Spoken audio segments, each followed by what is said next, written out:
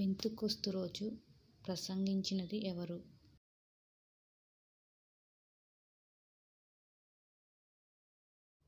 పేతురు.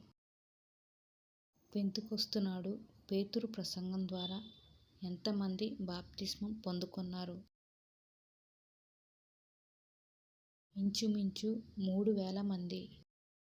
పరిశుద్ధాత్మ రాకడను గురించి ప్రవచించిన ప్రవక్త పేరు ఏమిటి? యోవేలు ప్రవక్త.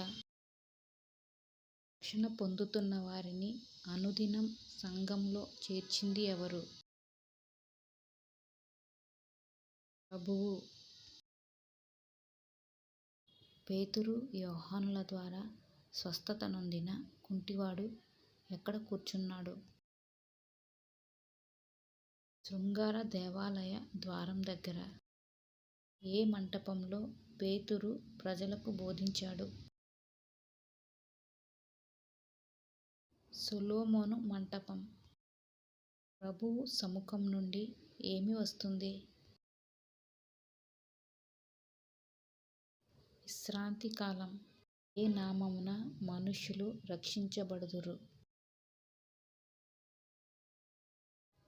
యేసు నామము. బర్నబాకు గల మరో పేరు ఏమిటి?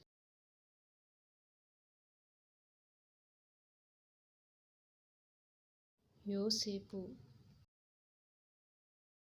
బర్నబా అని ఎవరు అతనికి పేరు పెట్టారు?